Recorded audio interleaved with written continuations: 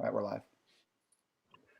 And welcome to today's study. Looking forward to our time together. Thank you for joining in with us here on Do the Work. I want to just reach out to everybody and encourage you. You can go to Do the Work on the Facebook page. We also have a YouTube link. There's a lot of options to find us these days, thanks to Phil and his technical skills. And joining us today from Valparaiso, Indiana, my good friend and sadly a UK fan, Mark Russell. Mark, how you doing? Good morning, Terry. I'm doing fine. And I actually got to have a 5-hour lunch with Phil not too long ago. So it was a good day. I know. I was not part of that. I want to clarify that lunch itself only took maybe 45 minutes. Yes. or even less time for some people, depending on how fast you eat. But Yes. that one of those times where y'all sit around at the waitress scared she was going to get mad at you? Is that what happened there? Actually, no. They were pretty thankful that we were there, I think. It was a quiet day, and I think we entertained them a little bit. I don't know. Yes. Had two white guys, a Jew, in a Middle Eastern restaurant, and we got shown Middle Eastern hospitality. It was a wonderful time. Yeah. Oh, that's pretty funny. Two preachers and a Jew walk into a Middle Eastern restaurant. Anyway. Well, the Jew is also a Christian too, but whatever. Yeah.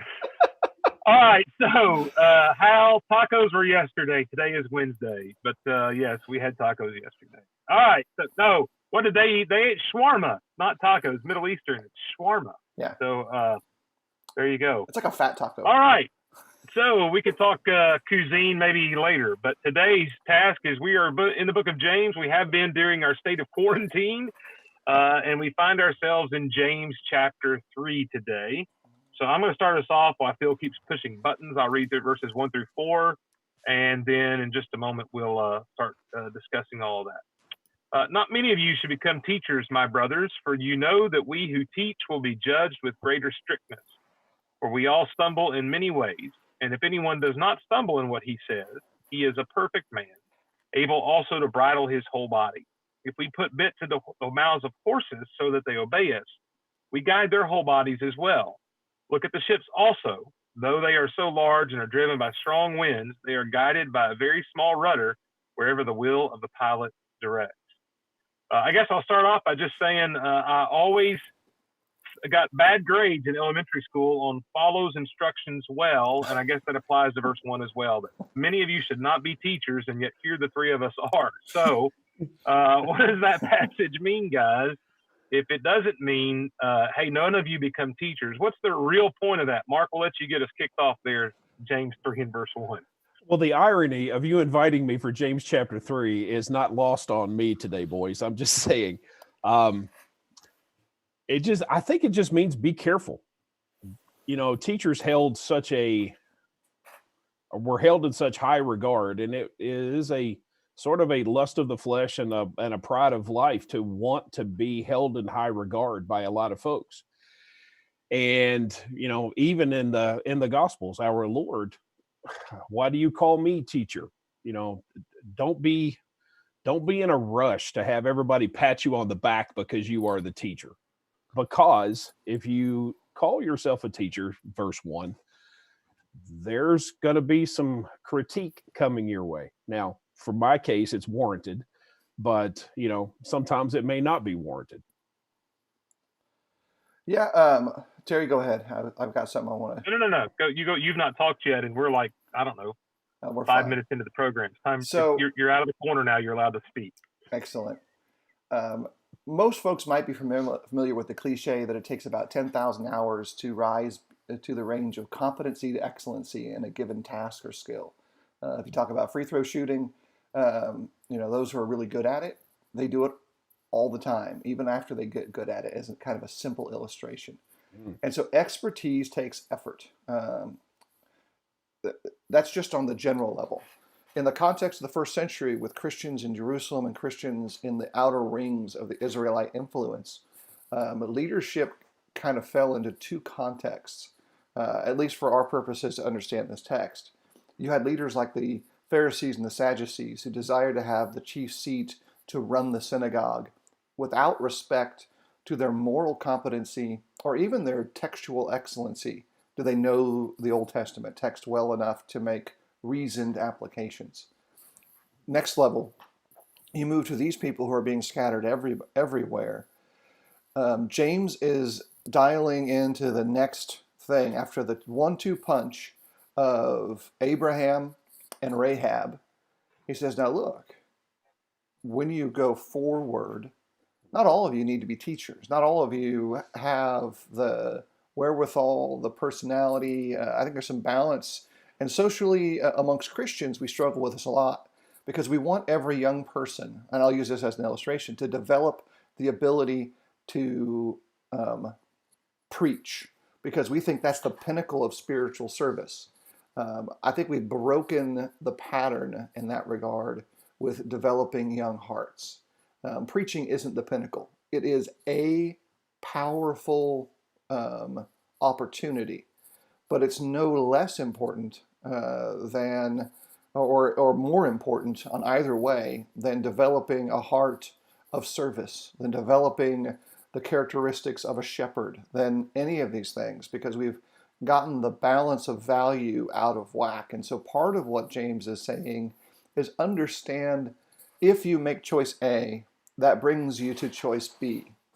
You're a teacher? Great. The standard for you just went up to times 1,000. And every preacher I know chokes on that in the first 5 years of their public work. It's like a kind of a press that squeezes out the bad apples. And if you can't handle it, then most of them stop preaching. And that's perfectly okay in some ways. Mm-hmm. I've said this before and I'll say it again. There are probably some men who shouldn't be preaching or shouldn't still be preaching because of this text, aside from other issues. I mean, that's probably like a first layer look. We can probably talk about some ways people view expertise these days too.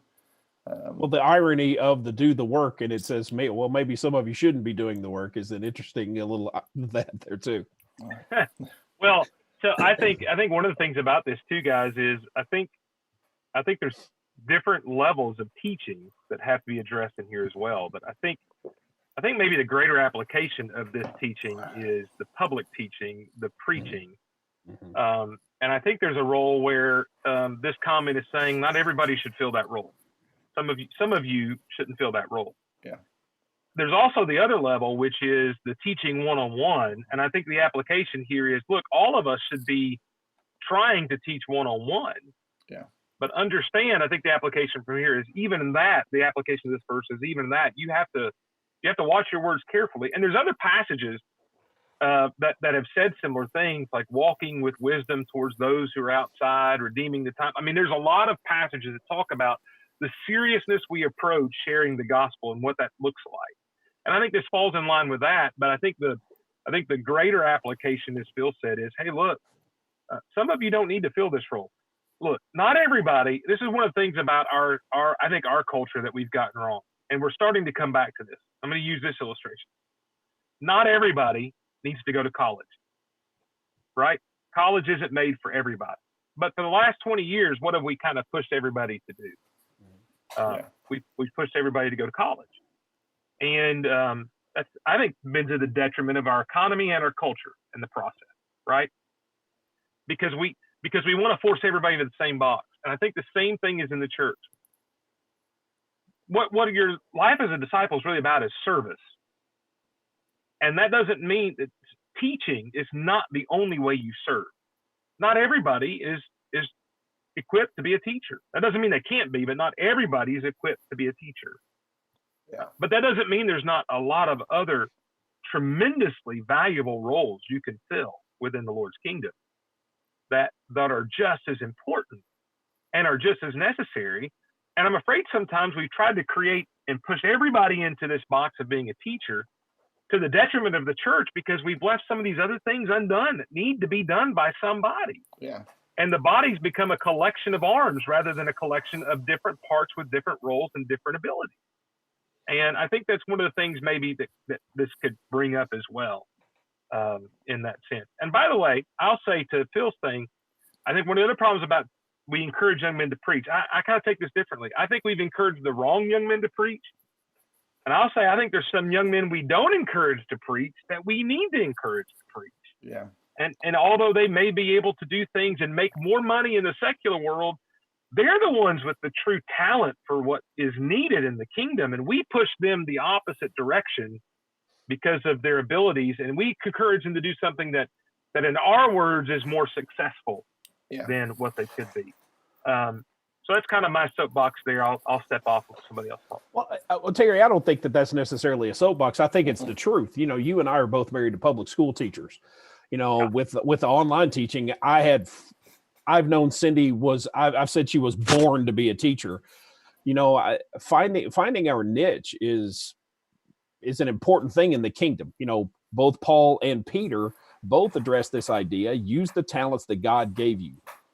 Yeah. Not everybody is talented toward that end. Not everybody is gifted toward that end. And here with James now, you know, you're not a nobody if you don't preach. You know, with some men, and you know, even in some of our training sessions, you're not a nobody. You're a nobody unless you can, you know, preach or lead singing or say a public prayer. You know, some people get really wigged out by public displays of their faith, but their greatest value to the kingdom is not on a Sunday morning or a Wednesday night. It's being a neighbor and bridling their tongue, you know, in other situations and times. And so, you know, I think what James is saying here is just the plain idea that everybody would say there are some teachers that shouldn't be teaching in public school, in colleges. And so we understand that outside the kingdom. We need to understand that inside the kingdom. Well, and let me add, here I'm going to rip the top off of the real controversy I think that causes problems in our churches today in this area, especially where I'm at in the South and where Phil's at in the South more than you up north, Mark, because we've talked about this difference. One of the reasons we have so many people teaching is because we have so many congregations in the same area, and congregations that are, quite frankly, shrinking and shrinking and shrinking. You get a church that's less than 50 people, you may not have enough teachers to fully staff whatever classes you have. And now you're forcing people into teaching. And I know that brings up the whole subject of less churches with larger, members and more abilities. And we've talked about that on Do the Work in the past, and the Walmart versus Dollar General model and all that kind of stuff. But this is one of those areas where I think that is something that has to be considered, which is that one of the benefits of a larger congregation is better equipped teaching staff and better teaching, period. And I know that's unpopular to say, but it's something that you have to consider, at least from our current church model that is practiced in so many ways. Well, so that rips the Band-Aid off. That's something that Cindy and I, both of us being trained to be public school teachers, that's something that we've struggled with on how to do and what to do.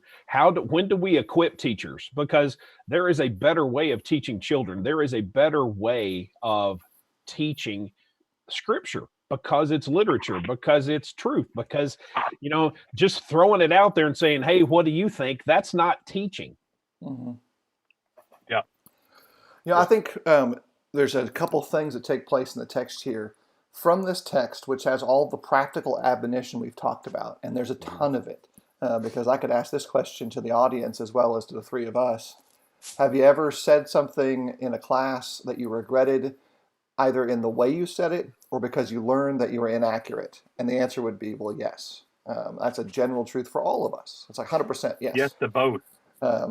But we then become the illustration that's helping us understand what James is actually getting at. because what he's actually getting at is underneath, at least to me, the surface of this larger illustration. He goes on, verse 2, for we all stumble in many ways. 100% true. And if anyone does not stumble in what he says, he is a perfect man. Also 100% true, because that guy doesn't exist.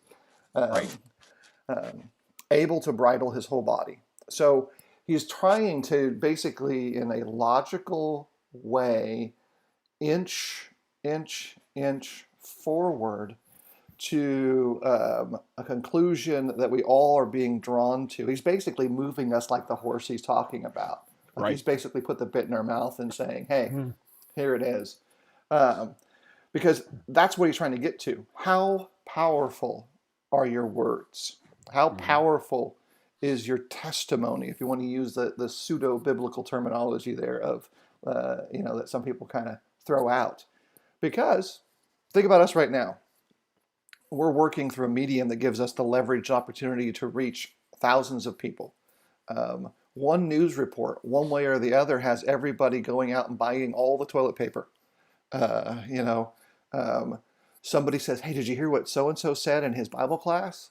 And that may not actually taken place. All of these things are truisms that kind of we all admit are true, but we act like they don't exist. By the way, our whole feed of questions has been kind of scrolling by, and Tim Beckley brought up Proverbs 10, verse 19. I'll read that in a second after we kind of pay attention to a couple of little quick things. Bob McPherson asked a question on stricter judgment as to where that text, or where our thoughts are on it, essentially. And I have to quote the Salts because he was referenced obtusely at the beginning of our conversation, saying, "Hey, what do you think? That's not teaching." He says, "Mark is spitting fire over here." So, well, I was thinking had to when be you said, mentioned. Yes. what I was thinking when you said the rumors about, did you hear what so-and-so said in class? And generally it's not true. I was like, except in the case of Jared Salt, it seems to be always true.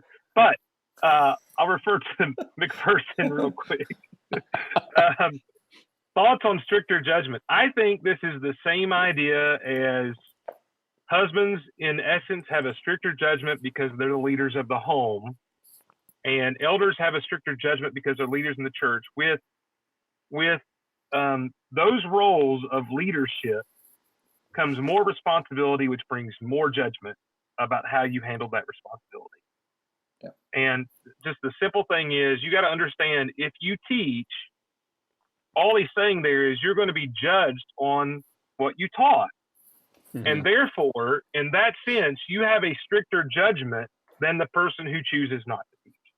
I think that's the simplest way to explain that statement to me. Now, you guys may disagree, but I think that's the easiest way to maybe explain that. Yeah, I think there's a certainly an easy layer of obvious on the stricter judgment side, but I do think that there is an unseen realm side, which is, I think, an easy way to describe it. There's a spiritual implication of that additional judgment that goes there, in as much as there is that physical judgment side. So I think it's a kind of a duality thing. Yeah, God's going to be paying, in essence, closer attention to your work. I illustrate it this way. When I first started preaching, especially when I was still in school, still not supported fully to do the thing, if I had typos, if I misspoke, nobody complained. They were happy that I was trying to improve myself.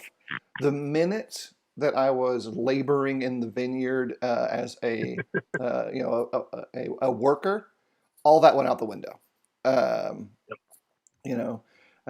It's just, okay, you had like 6 typos on that article. I'm like, no, I didn't. Otherwise, I would have fixed them. Yeah. I fixed the other 30 that I found. I'm sorry. But let's be honest, that side of the judgment, that's kind of inconsequential. It's the spiritual judgment that's more concerning, right? And right. One more layer to that is, part of being a teacher is there's this idea in Scripture that if you bind something on somebody, it then becomes bound upon you. Yeah. So one of the things that I realize about the stricter judgment is that you've got to be careful what you teach, because in the process of teaching, if you hold somebody to a certain level, you're now held to that level as well. Yeah. And that, I think that all of that figures into that from the spiritual side. And I think that's the greater application and depth of this statement than, hey, I've got some typos. Well, I'm wondering if our being away from this culture for 2,000 years is, in the Sermon on the Mount, Phil, I appreciated you talking about how James and the Sermon on the Mount go together over the last couple of days. I wonder if the Jews really discounted their words, whether it was an oath or some sort of teaching. And what James is saying here, which is obvious, is you're going to be held accountable for what you say. And if you elevate yourself or take on the mantle of responsibility, this is a serious thing. And he's kind of leading us from chapter 1, in chapter 126, you have to bridle the tongue. He's leading us to this idea of accountability and responsibility, and you can't just throw your words away. You can't just vomit out your mouth all the words and whatever comes to your mind. You are under a stricter judgment. Yeah, I mean, it's just pretty simple. Yeah, and if faith is resulting in a change in your works and a change in your behavior, it's almost as if he brings us to this ultimate kind of test. Because one of the things it's saying there in verse 2 is, we all stumble in a lot of ways, but I think this is one thing to point out. One way we all have in common that we stumble is our words. I mean, that's one thing, that is one area of struggle we have in common, 100%. We're just going through the Gospels while we were still meeting. And one of the things that struck me this morning as I was getting ready for our time together is the strength that our Lord had. How many dumb questions, how many just like, are you kidding me? And I know what I would have done. My sarcasm, I would have just looked at which would have been wrong. He said, what are you, an idiot? And I say those words too often and flippantly, which, when we move on a little further here, I'm convicted by this passage of scripture because I'm the walking example of this, showing my heart. And, James is saying, Mark, you're accountable. You're accountable, and be careful, because you are an elder, because you are a preacher, because you are a dad, because you are a husband. You are accountable, and be careful, little mouth, what you say. Yeah. So I'll kind of scoot this along. You guys have probably heard Kenny Moore preach before at some point. Oh, yeah. Well, if you haven't, I can tell you the basket he pulls his illustrations from: sports, 100% of the time. My guy. Or Arkansas. Yeah. Sports or Arkansas. Those are his two options. The reason I bring that up is to pay attention to the illustration that James is using here, contrasted to his background that we're kind of broadly aware of, and then thinking about Jesus' teaching. He's going right back to the fisherman's life. To the illustrations that come from a culture that's familiar with sailing on the Sea of Gennesaret, the Sea of Galilee, and that region. He goes, look, boats are big. This is a real simplified version. Rudders move them around because of the push of one man. And I think there's some power there. We've got a comment that we'll probably pay attention to as well. I'll say this regarding one of the messages that came through Facebook. I'm pretty certain that actually Joseph is one of Jared Saltz's favorite Bible characters because he talks about him so much. So he doesn't hate him at all. In fact, I think he loves Joseph. But I do think there's some value in understanding, again, the preparation and expertise side. If we go back to that beginning comment of getting ready to teach, of having something, and Terry and I have talked about this before, worth saying in a worthy way. That 10,000 hours to become expert at something. Expertise in spiritual things comes basically in the same process. You learn what God says, you refine your ability to do that thing, and then you live it in a way that mimics the life of Christ. So if we move off of the teacher illustration, which is really just an illustration, that's brought up, although practical, decipherable, understandable, and we move forward in the text, and we pick up now, say, verses 5 through 8, and particularly, Mark, do you want to read verses 5 through 8 for us Sure. right now? And Terry, it will be from the English Standard, since I know that is the standard for this work. It's the approved version of do the work. There you go. Verse 5, so also the tongue is a small member, yet it boasts of great things. How great a forest is set ablaze by such a small fire. And the tongue is a fire, a world of unrighteousness. The tongue is set among our members, staining the whole body, setting on fire the entire course of life, and set on fire by hell. For every kind of beast and bird, of reptile and sea creature can be tamed and has been tamed by mankind, but no human being can tame the tongue. It is a restless evil, full of deadly poison. All right, so I have a friend of mine who's a member of the church, and He is successful in two fields of his life, one as a professional athlete and the other as a businessman. He's spiritually focused in many ways. He's a great guy. Um, with all of his success, high school, college, professionally after, during, and after his time in the NFL, if you Google his name for videos, you're going to find one set of comments about one period of time when he was complaining about the running back on his team. And he was one of the linemen. And that's all you're going to find about him in that context. Wow. And I'll say that his comments were accurate. And from my outside observer perspective, for the things that he said, I probably would have said them too. And yet, think about how everyone responds to comments, positive, negative, either way. No human being can tame the tongue. I think it's a parallel principle to the text of Romans when Paul makes a mathematically bold statement, essentially saying we're all going to sin.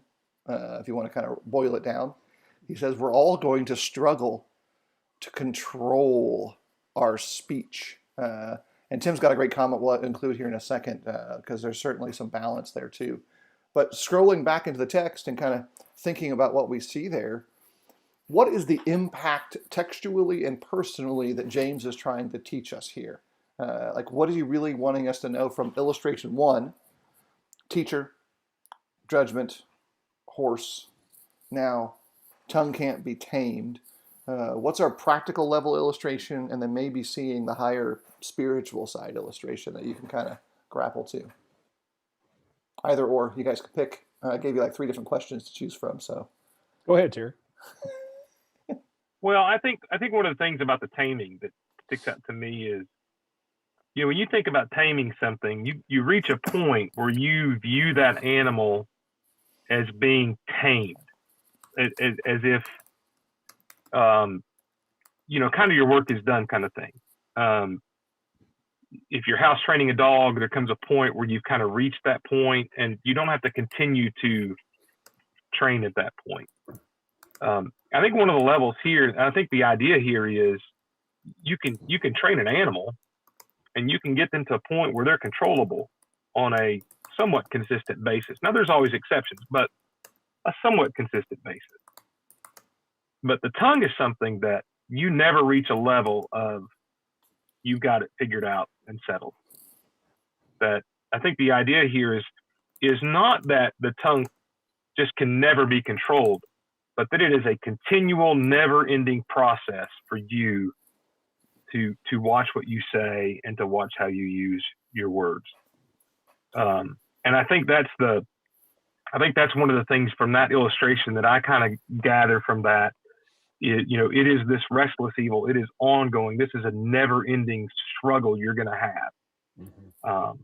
And so that's one of the things I think from a practical standpoint to keep in mind. One of the things that strikes me in all of this is the power of the tongue. It is amazingly powerful for good, hence go and tell the world the gospel. But James seems to be focusing on, be careful here because the fires of hell are set on fire by the tongue. His brother uses that image of Gehenna here. It's set on fire by hell. So in recognizing the power of good and evil, when you send your kids out in the car for the first time, you hope they understand the power that is in that vehicle and the damage that it could do. Now, the good that can be done is obvious, but you have this little rudder on a ship, you have this powerful horse, and the power of the horse, when it is unleashed and untamed, is a very dangerous animal. But when it is tamed, it can be of so much use and so much good. And so when you tame the tongue, you need to remember just how careful we ought to be with it, because there is so much strength and power. We were supposed to be in the Smokies right now, and that fire that was set on chimney tops, it wasn't much.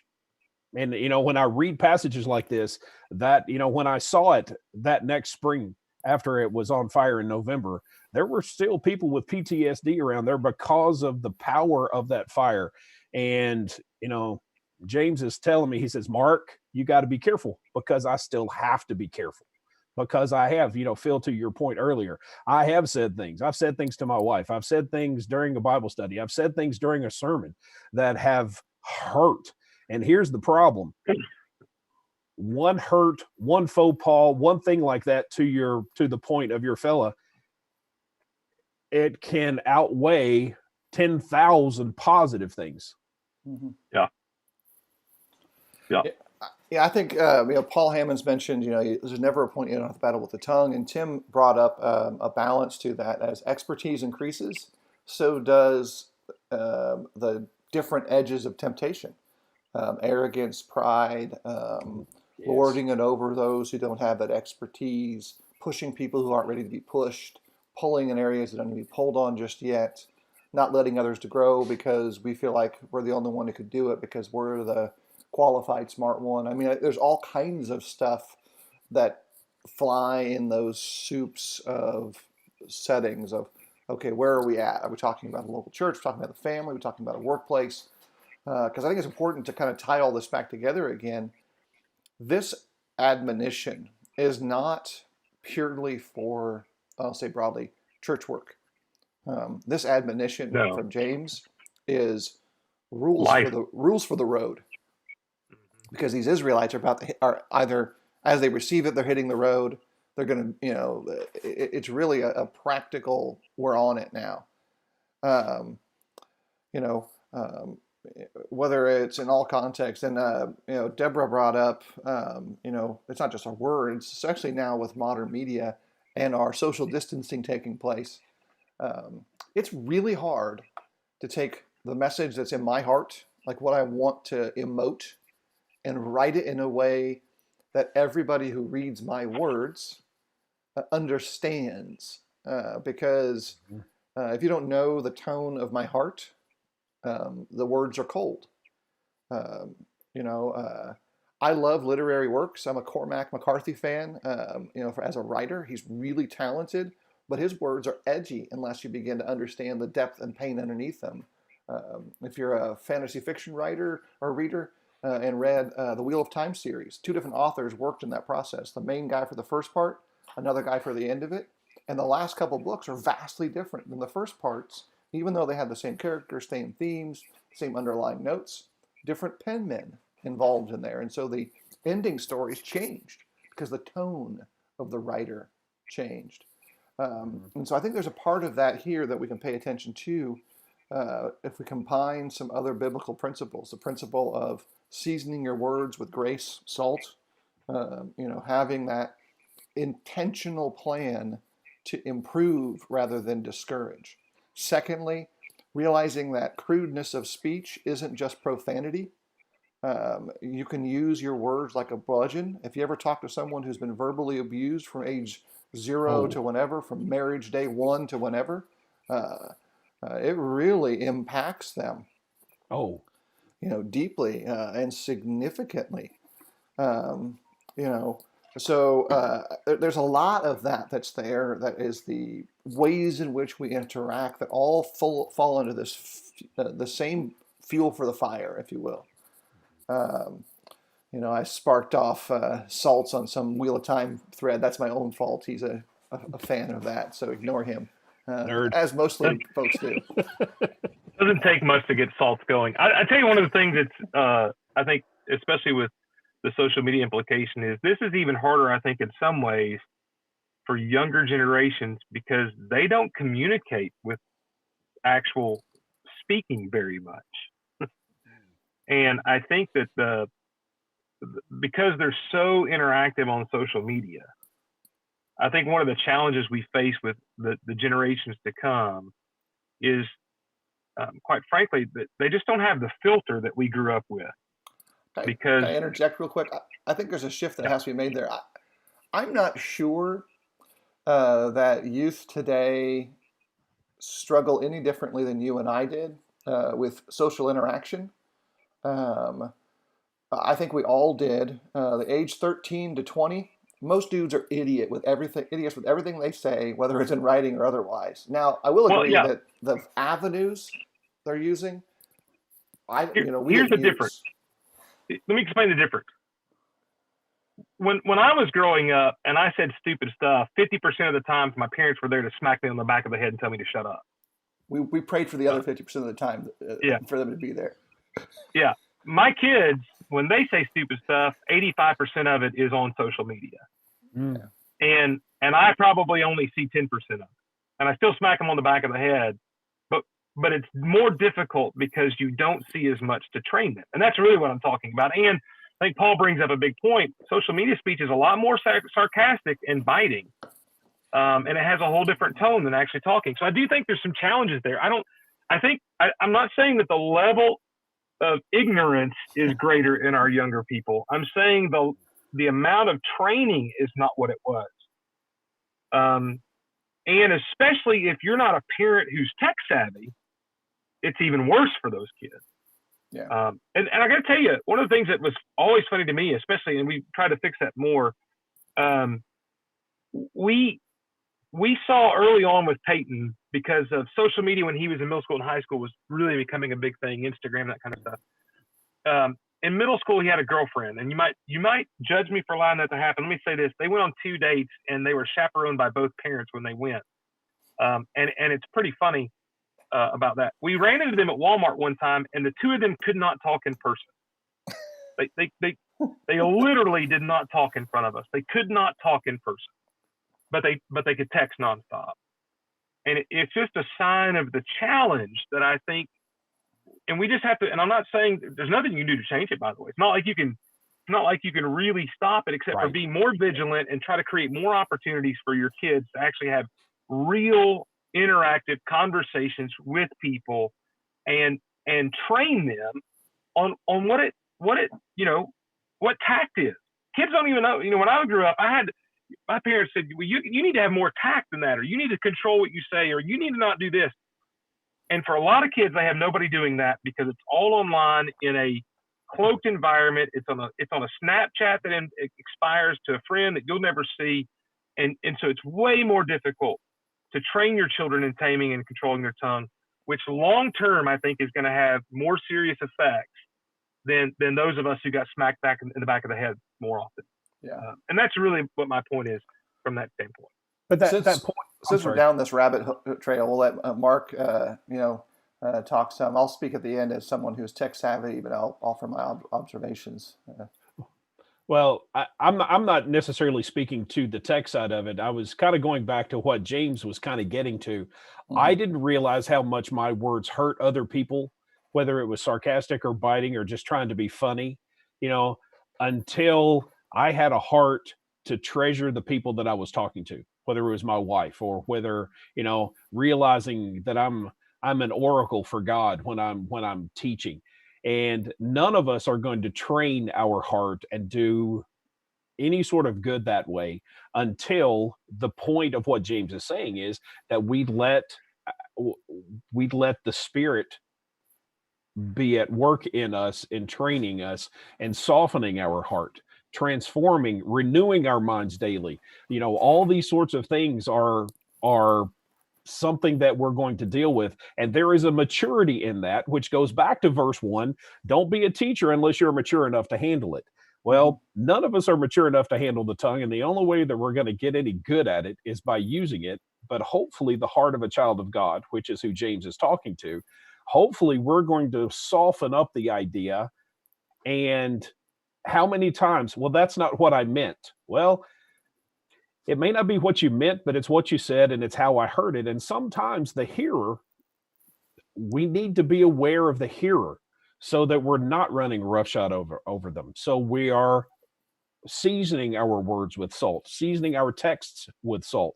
And, just this idea of maturity and longing to be a cup of blessing rather than encouraging people to join the cup of bitterness. Right. So I'll make a couple observations, Jerry. That is season your words with salt, not salt. We just want to make that clear. Seasoning your words with salt is a bad idea. Salt, the chemical compound known as salt. Okay. Oh.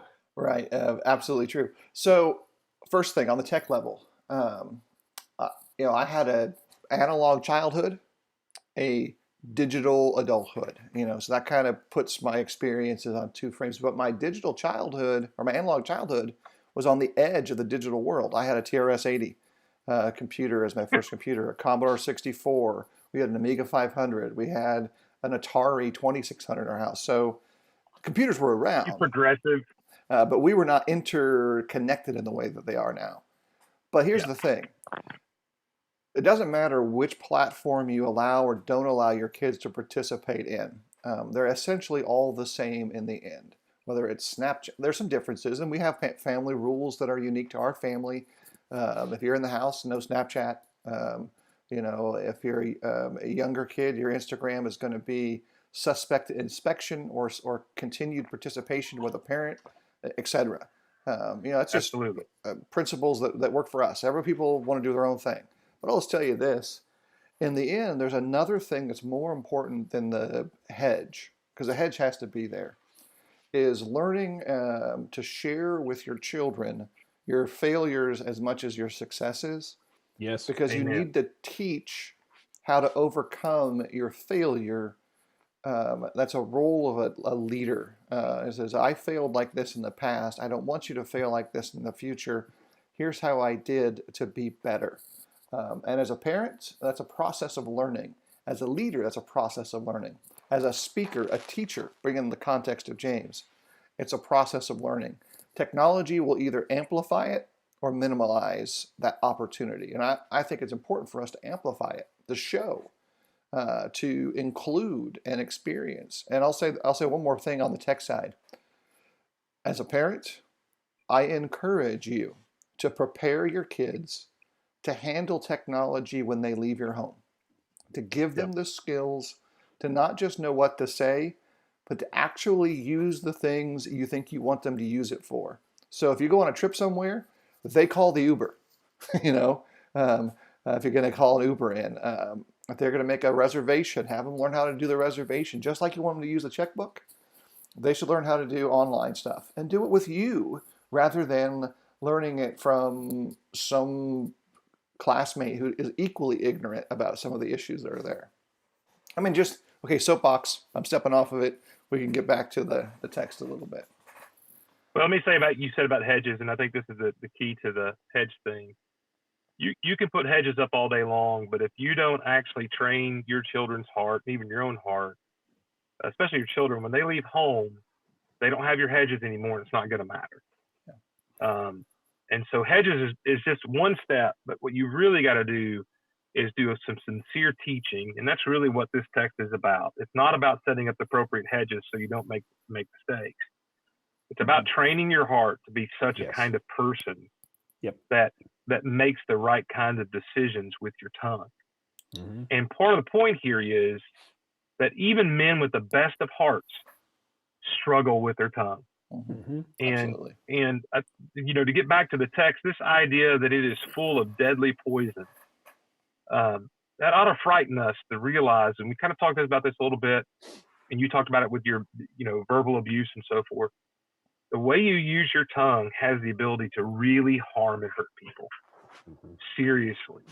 And I think one of the things that to come from this is, to get back to the text, is you've really got to, what this is telling you, you've got to respect the power that your tongue has. You have to have the proper amount of respect for the ability that your words have. And that means it's kind of like a gun. I mean, I know Phil and I are gun guys.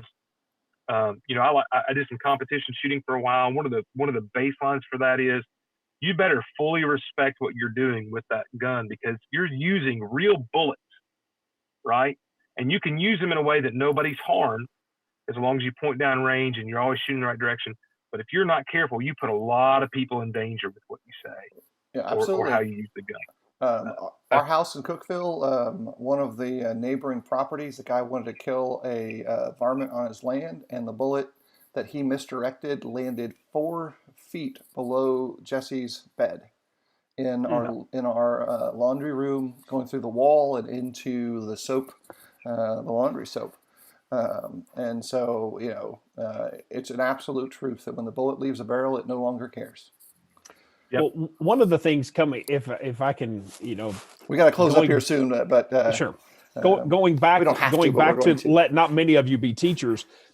how many times being angry or provoked we have become, and how careful we have to be because of the position that we're in, whether it's a teacher and the application of as a father, as a wife, or with our as a husband. The application of, we unleash the vents of hell when we're provoked or angered, and we just come unchecked into a conversation and different things like that. And it's really troubling how many times I have failed in that in the past. And what James is trying to get all of us to see is this restless evil. It's there. And to deny that it's there is denying what the Spirit says through James. To deny, oh, I would never say that. Oh, yes, you very well can. And you need to be careful, because words have a power like a ship, like a gun, like a horse, all of these power metaphors here, and to be careful. Yeah, I think we had hoped to get through verse 12 this morning. We will not do that, so we're going to punt 9 and following to tomorrow. The Lord allows us a chance to do this again. We'll be in James chapter 3, verses 9 and beyond. We'll see how it goes. Terry, who's with us tomorrow? Well, tomorrow Mark is back with us, and his mentor, who was with us yesterday, Steve Wolfgang. I don't know if people realize, but viewership is going down. Yeah, Mark worked with Steve. They both have Danville, Kentucky connections, and so looking forward to our time together with Steve, Mark, and you and I. And probably tomorrow, you and I will talk a lot less and let the two of them just go after it and sit back and we'll applaud and add. I'll just press buttons and eat tacos and slide little sliders around. You and I should bring tacos to tomorrow and just eat in front of them. I could do that. I am fully supplied in a way that do that, but it feels kind of in the current context, maybe it's a little too much. There may be those who lack tacos. You didn't care about toilet paper, but you got plenty of taco supplies. That's who you are. That's it. Hey, you know what? I've lived in the woods every now and then for a while, so I think I'll be all right. Not going there. I think I'll be just fine. Speaking of taming the tongue, well, it's time to go. Hey, everybody, I want to encourage you again, if you can, to join us tomorrow. We will be at 11 o'clock Eastern, 10 o'clock Central. As Terry has mentioned, we'll have another time to study and to reflect upon the text. And in all things, especially in the difficulties that are present around us, I really hope that God blesses you and encourages you. Find something good today. Terry, last thought? I just wanted to mention, I think our plan is you and I still tonight at 6:30 Central, 7:30 Eastern. So if you don't have a study, and we realize a lot of places are doing this a lot, the online content has exponentially grown in the last 2 weeks, much like other things. Yeah. But if you don't have anywhere to be, you can join it, do the work. Eastside's page, Chelsea Church Christ page, my page, Phil's page, YouTube. A lot of ways to look us up, but we'll get together tonight, 7:30 Eastern, 6:30 Central Time to look. We've not really narrowed down on the subject yet, but I'm sure once we do, we'll put that out. Yep. In all seriousness, boys, it was an honor to be asked today. I appreciate it. Thanks. Thanks for being here. Thanks for joining us.